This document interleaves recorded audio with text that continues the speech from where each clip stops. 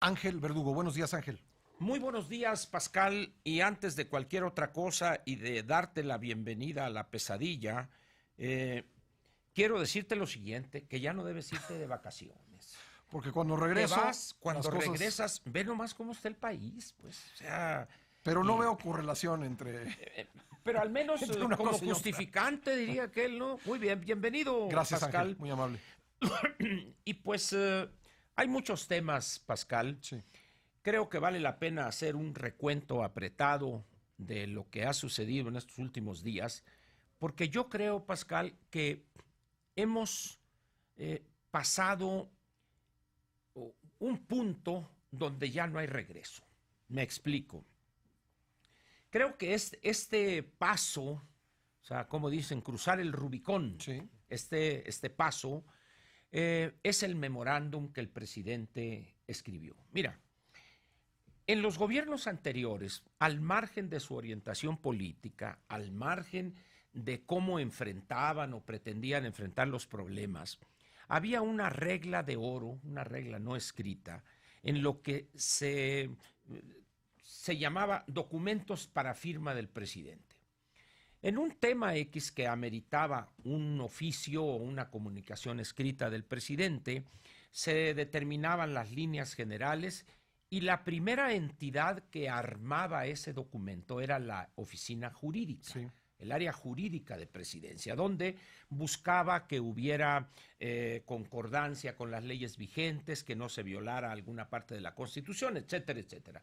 De ahí ese borrador circulaba en las áreas pertinentes, en las áreas que tenían que ver con la materia, Sí, para que el presidente no dijera algo equivocado. efectivamente, o no firmare Sí. algo que era una aberración o que podría generar una respuesta negativa o una demanda o un amparo, etcétera. Entre paréntesis, ahí están las anécdotas contadas por Bob Woodward de cómo le quitaban a Donald Trump del escritorio Efectivamente. cosas que él quería firmar para no meterlo en problemas. Para no meterlo en problemas. Bueno, entonces, cuando ya hacía ese recorrido, ese documento, entonces regresaba ya en la versión final con los bobos, los vistos buenos de todas las áreas. Solo y solo en ese momento el presidente estampaba su firma. Es decir, era un documento puro ya, un documento sin errores dentro de lo previsible, etcétera.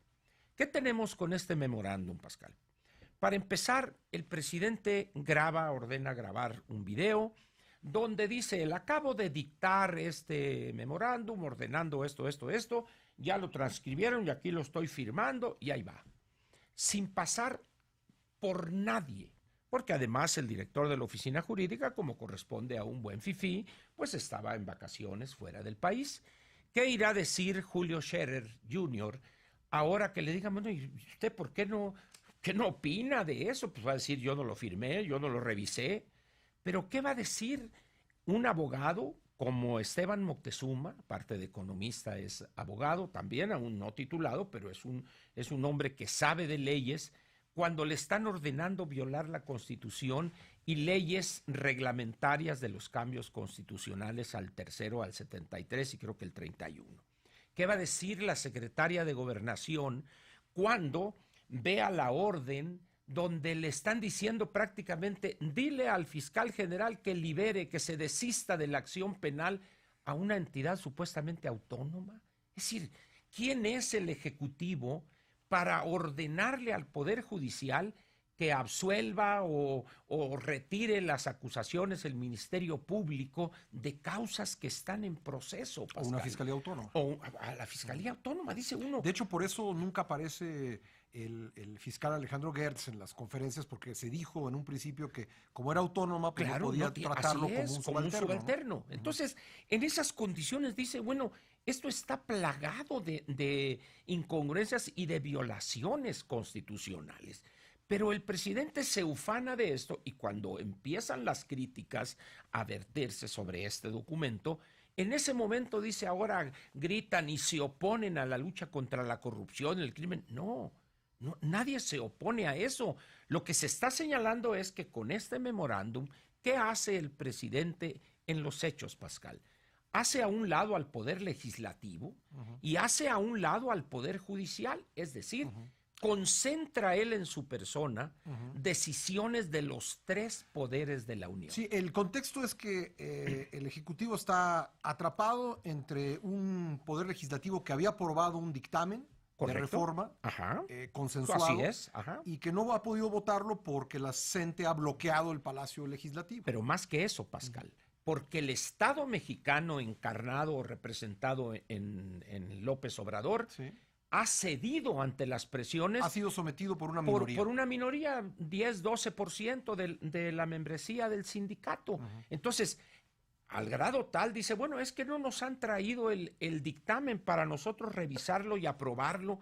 Y dices, a ver, un documento interno de comisiones o que solamente el Pleno es el que debe opinar sobre él, se lo van a llevar a una entidad extraparlamentaria para que apruebe. Un grupo de interés. Un grupo de interés. Dices, pues ¿qué no se iba a acabar con eso de legislar para grupos específicos o grupos de presión? Entonces, él es el que ha motivado, estimulado esa situación. Entonces, borras tú de un plumazo poder legislativo y sus responsabilidades, poder judicial y sus responsabilidades, como es la impartición de justicia, y concentras todo eso en una persona, sin disparar un solo tiro. Eso, Pascal, en buen castellano se llama golpe de Estado técnico. En América Latina hay varios casos de eso. Fujimori, por ejemplo, fue cuando desapareció por decreto el Congreso. Hay casos en Argentina, es decir, en Guatemala, no es ajeno el continente latinoamericano o el subcontinente latinoamericano a este tipo de decisiones, del hombre fuerte, del hombre todopoderoso.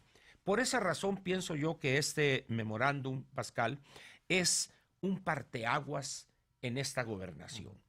El presidente no es el primer acto con visos autoritarios que realiza, la cancelación del aeropuerto, etcétera, etcétera. Pero este sí rompe con aquel ritmo. ¿Por qué? Porque es la Constitución. Eso es lo peligroso de esto. Pero hay algo todavía, Pascal, vergonzoso y peligroso a la vez. Tienes tú 4 personajes del Poder Legislativo, los 4, que exhibieron una abyección peligrosa, Pascal, un servilismo que los deshonra. Ser senador o diputado es un encargo republicano que merece respeto, para empezar, de quien es legislador. Cuando tú lees el tuit de Mario Delgado, dices, no puede ser lo que estoy leyendo. ¿Sí? De Mario Delgado puede esperarse todo, no obstante ser egresado del ITAM. Pero luego surge el tuit del doctor en Derecho Constitucional, el senador Monreal. Y luego viene el tuit, un retruécano verbal tras otro de Martí Batres. Y luego viene un tuit y con artículo periodístico al canto de Pablo Gómez. Pablo Gómez, una persona aguerrido, dirigente del 68, un hombre con una militancia en la izquierda de toda la vida, desde sus años juveniles, y cuando busca justificar, bueno, es que lo que no entienden esos conservadores es que llegó una nueva forma de gobernar. Pablo, lo que estamos viendo aquí es una violación flagrante de la Constitución, no una nueva forma de gobernar. Tenemos pues entonces 2 elementos aquí, Pascal, que vale la pena señalar. A ver, nada más voy a leer lo de Pablo Gómez. Correcto. Para contextualizar. Dice, a quienes descalifican a López Obrador por el memorándum enviado a 3 secretarios, le respondo que añoran el pasado, no ven que el estilo de gobernar ya cambió. El presidente señala por escrito la política que ellos deben aplicar, mientras el Congreso emite un decreto. ¿Ya? Y termina con un ya. Como diciendo, bueno, iba a decir ya, tontejos.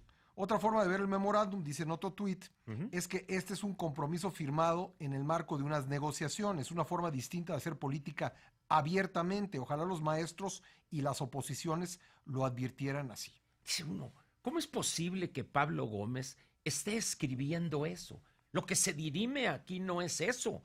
Porque si de hacer política se trata, pues me extraña que Pablo, que tuvo incluso problemas por algunas decisiones que él ha impulsado en Cámara de Diputados. Entonces, en esas condiciones dice uno, ¿qué está pasando?